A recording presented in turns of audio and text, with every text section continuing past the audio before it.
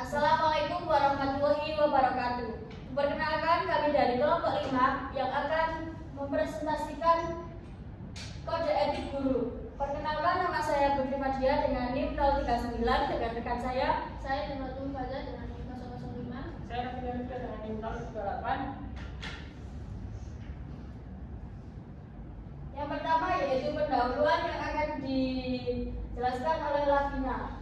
Guru profesional adalah pendidik yang bertanggung jawab, mendidik, mengajar, membimbing, mengarahkan, melatih, menilai, dan mengevaluasi serta didik pada jenjang pendidikan anak usia dini, pendidikan dasar, dan pendidikan menengah dalam jalur pendidikan formal.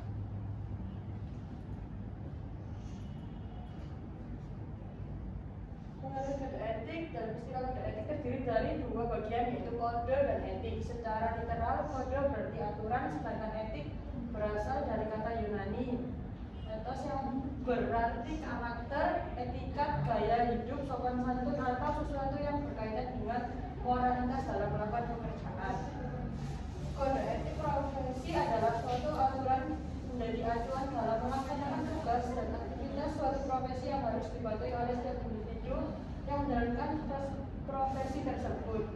Sedangkan kode etik guru Indonesia adalah norma dan prinsip yang disepakati dan diterima oleh guru-guru di Indonesia sebagai pedoman perilaku dan sikap dalam melaksanakan tugas profesional mereka sebagai pendidik, anggota masyarakat, dan warga negara. Urgensi kode etik.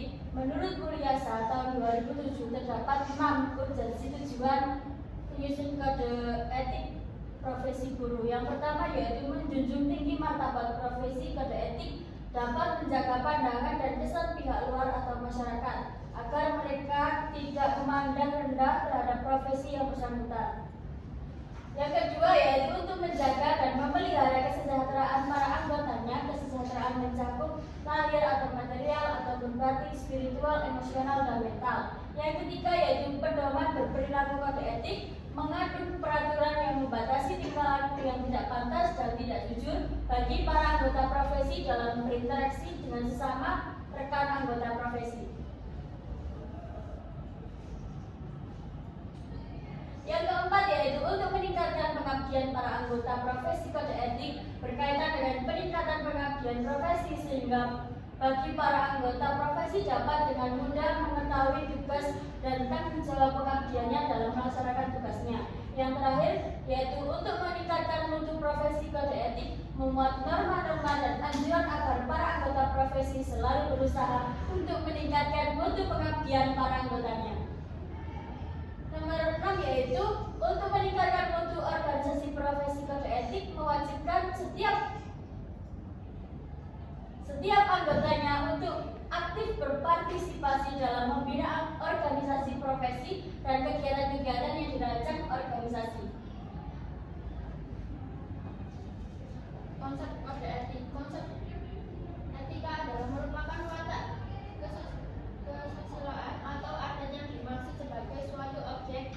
Etika berkaitan dengan konsep yang dimiliki oleh individu ataupun kelompok untuk menilai apakah tindakan-tindakan yang telah dikerjakan itu salah satu dari bentuk buruk atau baik.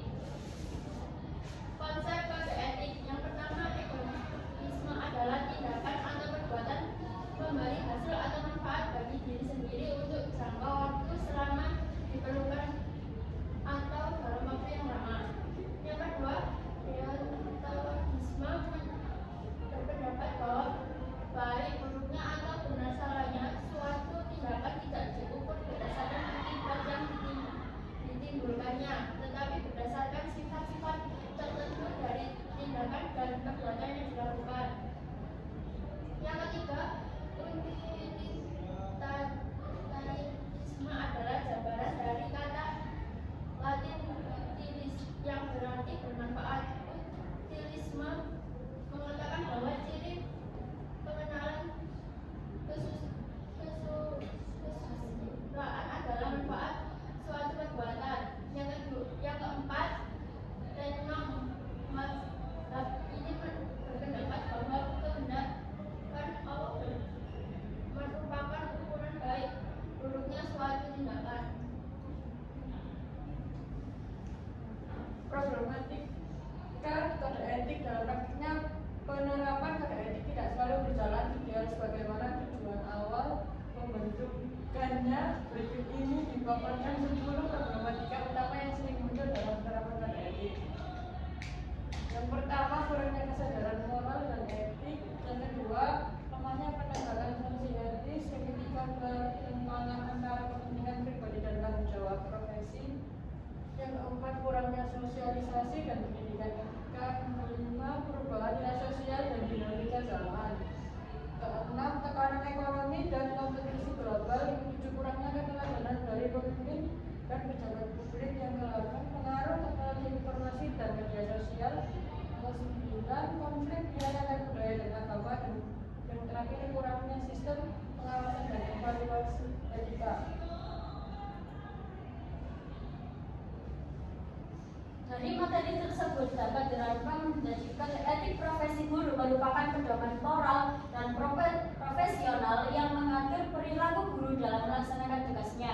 Kode etik berfungsi menjaga martabat profesi, mengarahkan sikap, serta memperkuat tanggung jawab sosial dan profesionalitas guru. Namun penerapannya masih menghadapi berbagai tantangan seperti rendahnya kesadaran etika, lemahnya penegakan disiplin, dan pengaruh perubahan sosial serta teknologi.